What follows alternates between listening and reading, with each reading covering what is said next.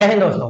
आप ये बात बहुत अच्छी तरीके से जानते हैं कि कभी भी रेगिस्तान में बरसात नहीं होती, होती भी है तो बहुत ही कम मात्रा में।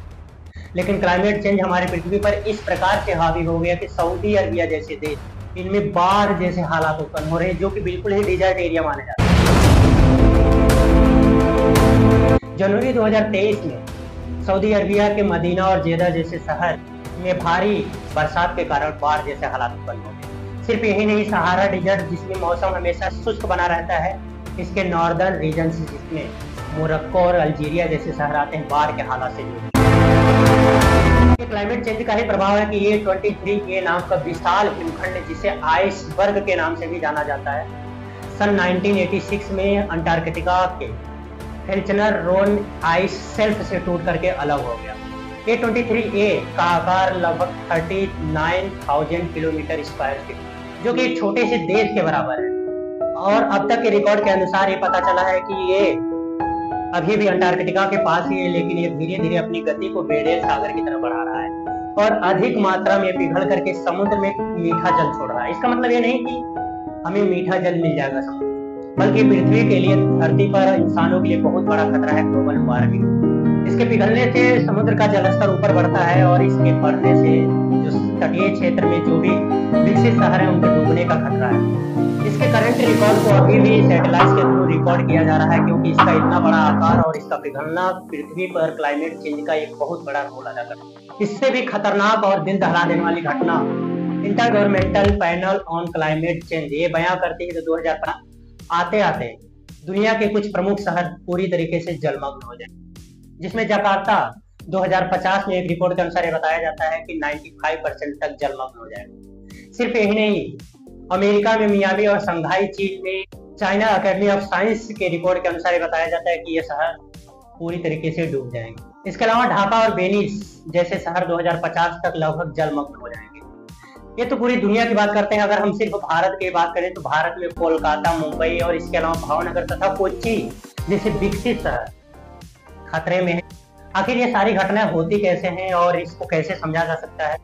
क्या इसको हम अपने लेवल पर कंट्रोल कर सकते हैं? सारी बातों के बारे में हम आगे वीडियो में बात करते हैं। कल्पना कीजिए आप एक शांत और हरे भरे गांव में रहते हैं, जहां पर मौसम बिल्कुल संतुलित रहता है। यहाँ पर ना बहुत अधिक मात्रा में गर्मी पड़ती है, ना ठंडी, ना ही बहुत अधिक बरसात होता है। ये गाँव पूरी तरीके से हरे भरे पेड़ पौधों से भरा हुआ है, हवा स्वच्छ है और स्वच्छ जल से भरा हुआ है। लेकिन जैसे जैसे इंसान अपनी जरूरतों के लिए पेड़ पौधों को काटना शुरू करता है, कोयला और पेट्रोलियम जैसे ईंधनों को जलाना शुरू करता है, तब इस पूरे गांव के हवा में धुआं फैलने लगता है और ये धुआं बाहर ही बाहर एक लेयर बना लेता है, जिससे होता है कि सूर्य की किरणें तो यहाँ पर आती हैं लेकिन वापस नहीं जा पाते हैं, जिसके कारण इस पूरे गांव का टेम्परेचर इंक्रीज हो जाता है, बढ़ जाता है। अब इस पूरे गांव में कुछ असामान्य होने लगता है। गांव में देखते हैं कि पूरा मौसम एकदम से डिसबैलेंस हो गया। गर्मी के समय में भी हमें ठंड का अनुभव होता है और ठंडी के समय में भी हमें गर्माहट महसूस होती है।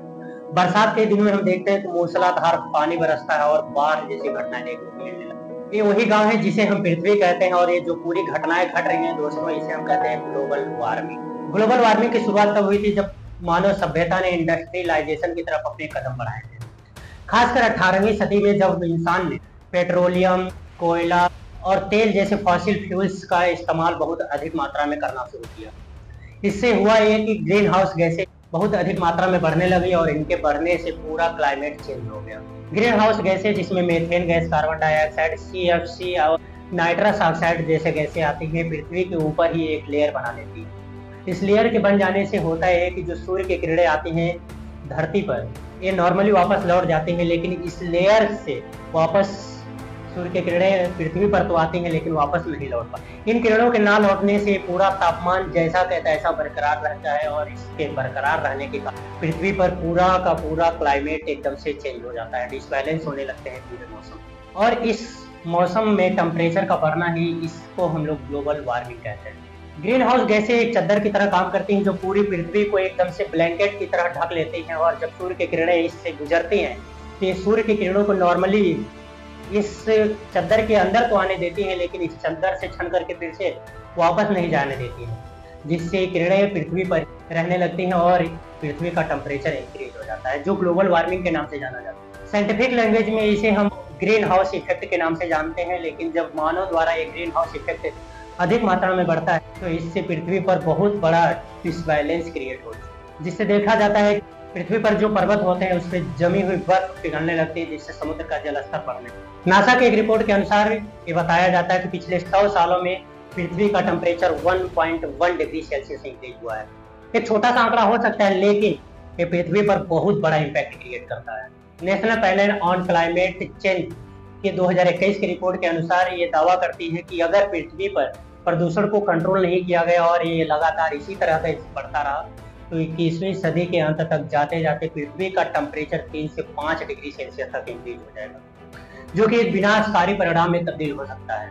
National ocean and atmospheric administration के अनुसार ये बताया जाता है कि कार्बन डाइऑक्साइड की सांद्रता 419.13 ppm तक बढ़ गई है, जो कि पिछले 8 लाख सालों में सबसे अधिक है। जो भी टेम्परेचर बढ़ रहा है हमें विभिन्न रूपों में अभी भी दिखाई दे रहा है, जैसे ग्लेशियर्स का पिघलना। आर्कटिक और अंटार्कटिक जैसे ग्लेशियर तेजी से पिघल रहे हैं, जिससे समुद्र का जलस्तर बहुत ही तीव्र गति से इंक्रीज हो रहा है। आईपीसीसी के रिकॉर्ड के अनुसार अगर देखा जाए तो ये दावा करती है कि अगर इसको कंट्रोल नहीं किया गया तो 21वीं सदी के अंत तक जाते जाते मियामी, शंघाई चीन, मुंबई, कोलकाता जैसे फेमस शहर पूरी तरीके से जलमग्न हो जाएंगे, डूब जाएंगे। इसका प्रभाव सिर्फ ओशियन में ही नहीं दिखाई देता बल्कि हमें प्राकृतिक आपदा के रूप में भी दिखाई देता है, जैसे सूखे का पड़ना, जंगलों में आग लगना, अधिक गर्माहट महसूस होना। उदाहरण के लिए हम ऐसे देख सकते हैं कि 2023 में ग्रीस और कनाडा में जंगलों में आग लगने के कारण लाखों एकड़ जमीन जल करके नष्ट हो गई। इसका प्रभाव जीवों पर भी देखने को मिल सकता है। उदाहरण के लिए हम ध्रुवीय भालू को लेते हैं, जो ग्लेशियर्स में रहने के आदी होते हैं, लेकिन ये धीरे धीरे विलुप्त हो रहे हैं। रीजन ये है कि ये ग्लेशियर्स में रहने के आदी होते हैं और ग्लेशियर्स के पिघलने के कारण ये पृथ्वी पर सर्वाइव नहीं कर पा रहे हैं, जिसके कारण इनकी संख्या में निरंतर कमी होती जा रही है। इसका प्रभाव इंसानों पर देखा जा रहा है, जिससे कई देशों में हीट वेव्स के कारण लोग मर रहे हैं, और इसका प्रभाव फसलों पर भी देखा जाता है, जिससे बहुत अधिक मात्रा में खाद्यान्न समस्याएं उत्पन्न हो रही है। अब सवाल ये उठता है कि हम क्या कर सकते हैं। देखिए, अगर वैज्ञानिकों और पर्यावरण विशेषज्ञों की बात माने तो ये कहते हैं कि ग्लोबल वार्मिंग को कम किया जा सकता है अगर निम्नलिखित बातों को ध्यान में रखा जाए तो, जैसे कि नवीनकरणीय ऊर्जा को अधिक से अधिक इस्तेमाल करना। इसमें पेट्रोलियम, तेल, कोयला जैसे फॉसिल फ्यूल्स का कम से कम इस्तेमाल करके जल ऊर्जा, पवन ऊर्जा, सोलर ऊर्जा का अधिक से अधिक इस्तेमाल किया जाए। उदाहरण के लिए अगर देखा जाए तो भारत ने सन 2022 में बहुत अधिक मात्रा में पैसा इन्वेस्ट किया सोलर एनर्जी के ऊपर, और 2023 तक ये लक्ष्य रखा कि 500 गीगावाट तक की एनर्जी इससे जनरेट करेंगे, जो कि नवीनकरणीय ऊर्जा हो। इसके अलावा वन संरक्षण, अधिक से अधिक मात्रा में पेड़ लगाना, जिससे होगा क्या कि ये जो ऑक्सीजन जनरेट करते हैं और ऑक्सीजन कार्बन डाइऑक्साइड को अवशोषित करती है। इससे ग्रीन हाउस गैसों की मात्रा में बहुत गिरावट आएगी और हमारा पर्यावरण ग्रीन हाउस गैस के इफेक्ट से लगभग मुक्त हो सकता है। इसमें वन महोत्सव जैसे अभियान के द्वारा भारत में अधिक मात्रा में लगभग पेड़ लगाए जा रहे हैं और ये अभियान तेजी से जोर शोर से चल रहा है। इसके अलावा ऊर्जा दक्षता जो का उपयोग हम लोग कर सकते हैं, जो हमारे घरों में, हमारे कारखानों में जो ऊर्जा की सबसे अधिक खपत होती है उसको मिनिमाइज किया जा सकता है, कम किया जा सकता है, जिससे ऊर्जा की बचत होगी और कम मात्रा में हमें फॉसिल फ्यूल्स पर डिपेंड रहना पड़ेगा। तो ये छोटे छोटे जो चीज़ें हैं जो हम अपने आसपास देख करके इन पर गौर किया जा सकता है और इन पर चल करके हम ग्लोबल वार्मिंग के खतरा को अपने लेवल तक घटा सकते हैं। आपको ये वीडियो देख करके कैसा लगा? आपको अगर कुछ भी इंफॉर्मेटिव चीज़ें लगी हो तो इस चैनल को सब्सक्राइब कीजिए, वीडियो को लाइक कीजिए। मिलते हैं नेक्स्ट वीडियो, तब तक के लिए जय हिंद।